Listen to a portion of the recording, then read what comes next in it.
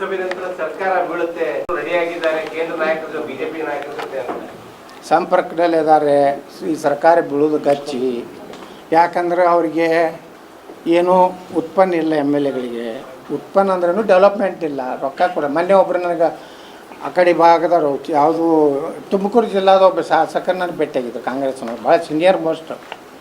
ಅವ್ರು ಹೇಳಿದ್ರು, ಏನು ಎತ್ನಾಳ್ರಿ ನಮ್ಮ ಸರ್ಕಾರ ತಿಳಿದು ಬರೀ ಗ್ಯಾರಂಟಿ ಹೇಳ್ತಾರೆ. ಒಂದು ವರ್ಷದಿಂದ ಒಂದು 10 ಕೋಟಿ ಸಹಿತ ನಮ್ಗೆ ಡೆವಲಪ್ಮೆಂಟ್ ಬಂದಿಲ್ಲ. ರಸ್ತೆ ಇಲ್ಲ, ನೀರಿಲ್ಲ, ಕಾಮಗಾರಿ ನಡೆದಿಲ್ಲ. ನಮ್ಮ ಭಾಳ ಈ ಸರ್ಕಾರದ ಬಗ್ಗೆ ಭಾಳ ನಾವು ಅಪ್ಸೆಟ್ ಇದೀವಿ ಅಂತ. ಅದಕ್ಕೆ ಈ ಸರ್ಕಾರ ಅವ್ರವ್ರ ಜಗಳಿಂದ ಹೋಗ್ತೈತೆ ರೀ. ನಾವೇನು ಬಿ ಜೆ ಪಿ ಹೋಗಿ ಪ್ರಯತ್ನ ಮಾಡೋದು ಬೇಕಾಗಿಲ್ಲ. ಹಾಂ ರೀ, ಅದೇನು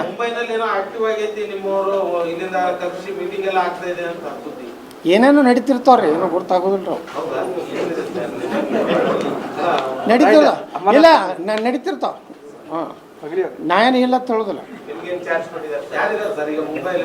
ಇಬ್ಬರು ತಯಾರಾಗ್ಯಾರ, ಒಬ್ಬ ಏಕನಾಥ್ ಶಿಂದೆ, ಒಬ್ಬ ಅಜಿತ್ ಪವಾರ್.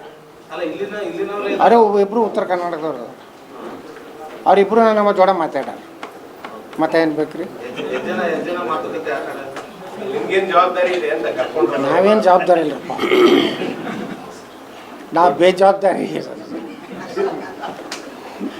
ಬೆಂಗಳೂರಿನಿಂದ ಮಂಗಳೂರುವರೆಗೆ, ಬೀದರ್ನಿಂದ ಚಾಮರಾಜನಗರದವರೆಗೆ ನಿಮ್ಮ ಸುದ್ದಿ ನಿಮ್ಮದೇ ಭಾಷೆಯಲ್ಲಿ. ಕರ್ನಾಟಕ ತಕ್.